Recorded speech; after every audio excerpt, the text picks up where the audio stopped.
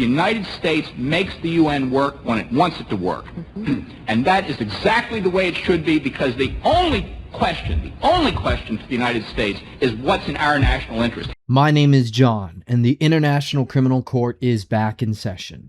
It is July 29th, 2026, and we're going to look at the situation in Ukraine. For the last video of July, we're going to start off with the situation in the Krasnaya Amisk / Dobropilla direction. So as you can see here, we've had a lot of major updates that have taken place since then. And it's nothing but good news for the Russians.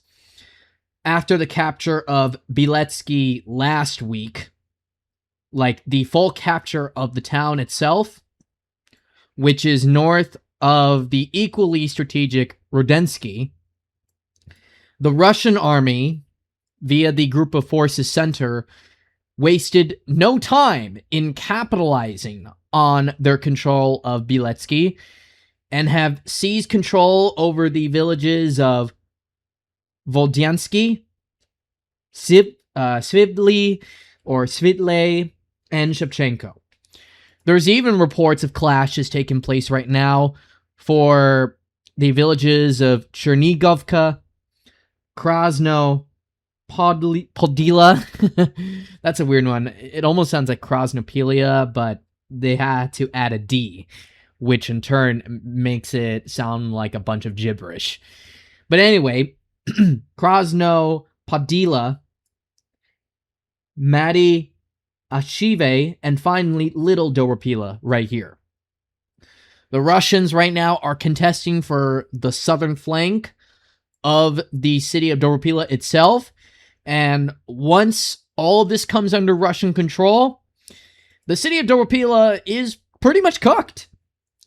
And there's also reports right now that the Russians are digging in deeper into the city of Dorila proper. More and more of the city's eastern parts are coming under Russian control, but the problem though is there's not enough evidence available to verify these claims. But because the Ukrainians have not done enough in also debunking the Russians' claims too, I'm just going to put it in a gray zone. And as you can see, that's exactly what I did. In order for the Russians to seize complete control over Dorila, they have to take control over these commie blocks right here. This city is no joke. It's quite big for Donetsk region standards. And yeah, as you can see, there's a lot of high-rises just by looking at these rooftops here. I think the city center is located here. Or here. Central Rada building is somewhere around in this area. But I'm not going to bother because that's not the point of, well, this section of the video. The point I'm making is that if the Russians are able to consolidate and take control over these areas down south, I don't think anything's stopping them from taking control over Dobropilla. And besides, even AMK has confirmed that the Russians have also cut off the road, from the northeast too, that would go towards the city of Slovian-Chromator. Well, cities to be exact, but again, you get my point. They are right now, I guess, enforcing fire control or reinforcing their fire control over this road here, which in turn means Dobropilla is encircled from two sides.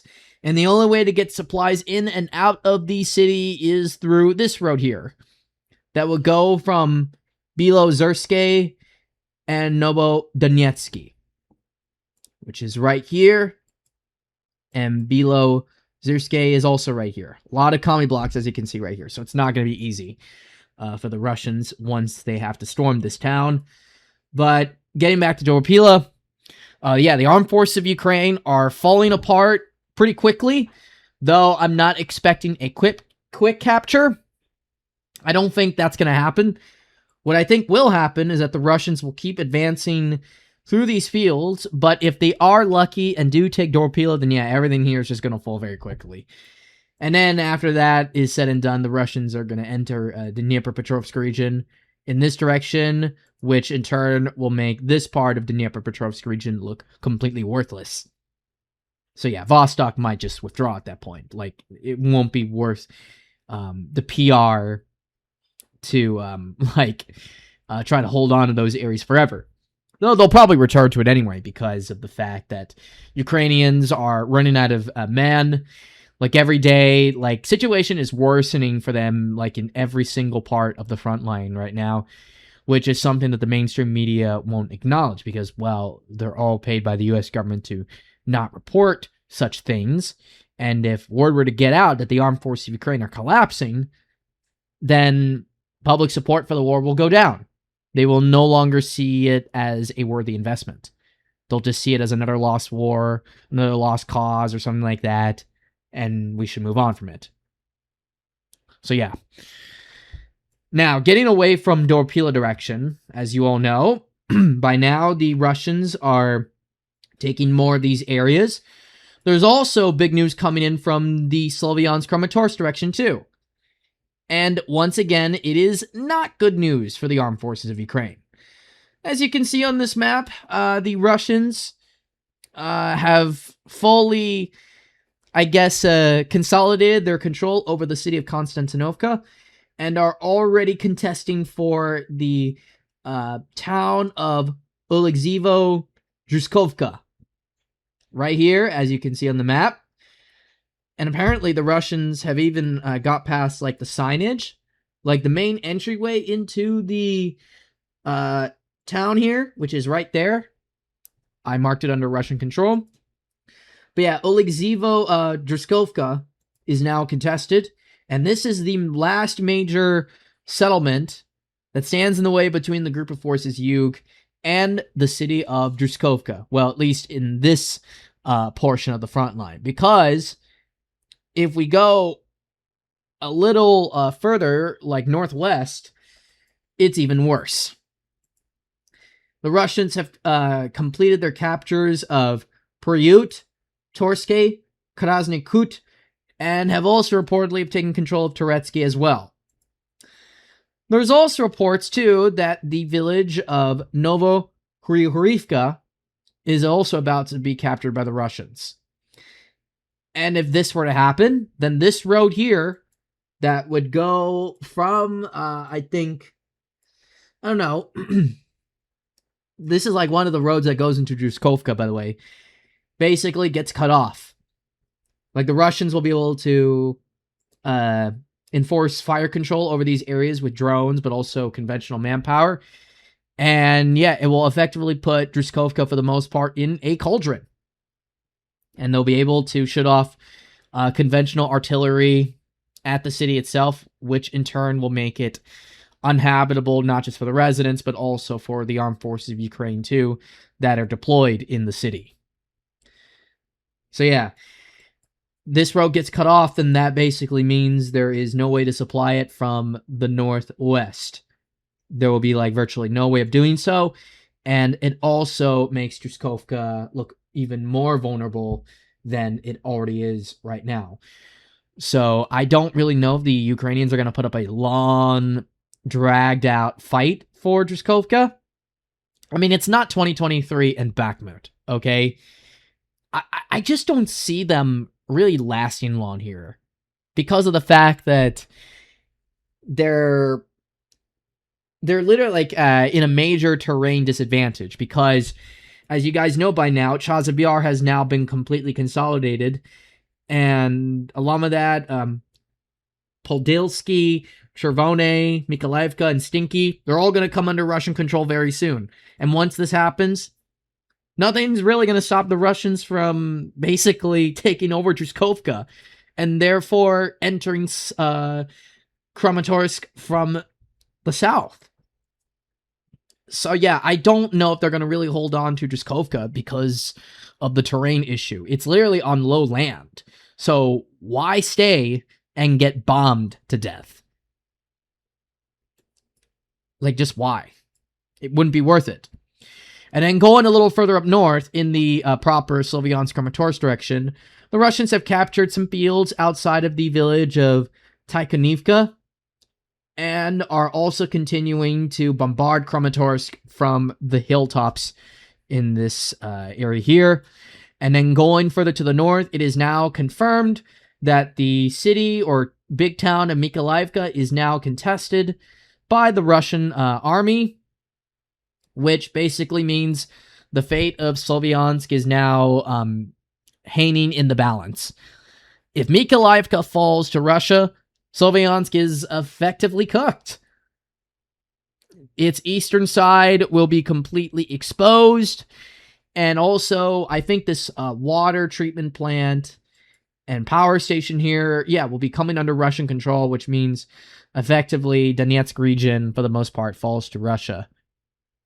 I mean, I think as of right now, like 80 or so % is under Russian control, but they don't have complete control yet, like in regard to the civilian infrastructure.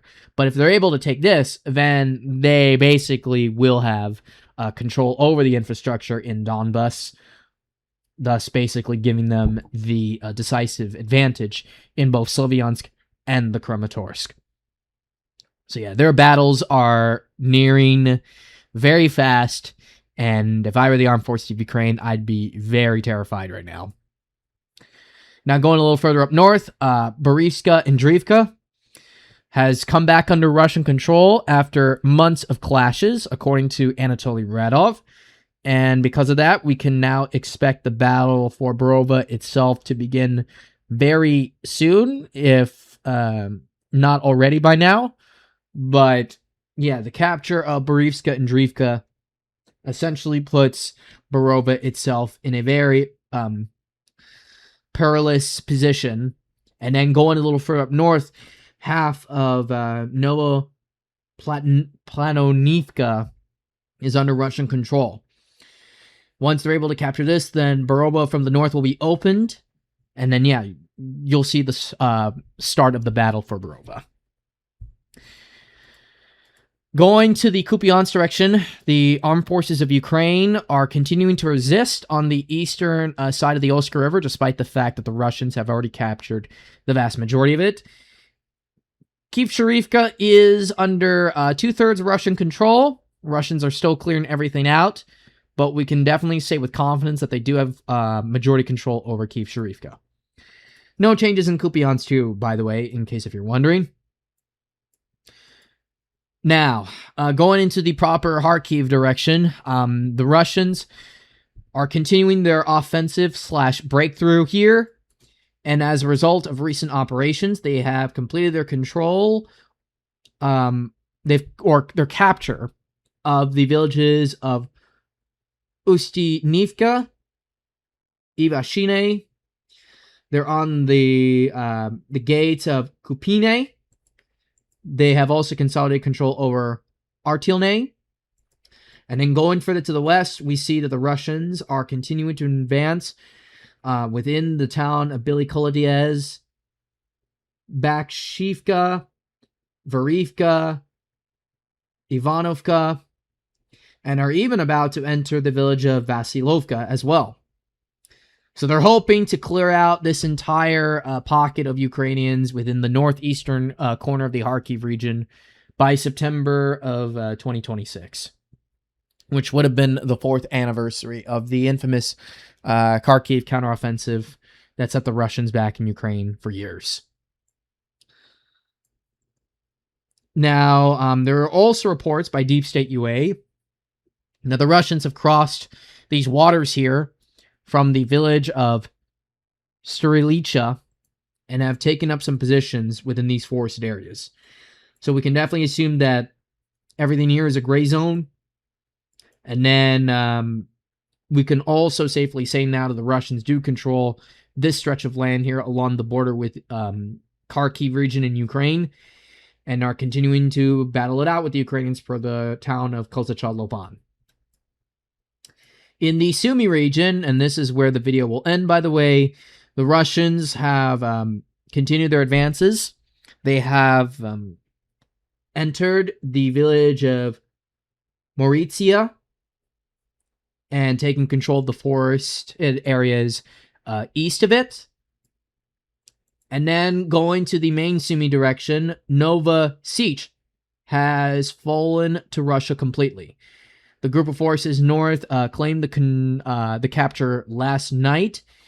And as far as I know, Zanske is still contested, even though the group of forces north have claimed full control over it. But so far, that doesn't seem to be the case at this time. Khotan and Pisarivka are still up in the air, though we can assume that the battle for these two settlements will intensify not long after all these villages here are captured by the Russians.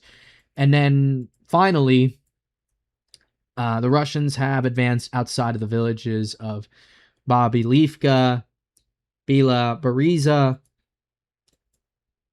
and are also battling it with the Ukrainians for the village of Ulenove. So that's going to do it for today's video. I hope you all enjoyed it, found it informative, and maybe entertaining if you thought it that way. And I guess I'll see you all in the next video, which will be in 3 days from now. And I hope every single one of you has a great night. So take good care of yourselves and bye-bye. Peace out.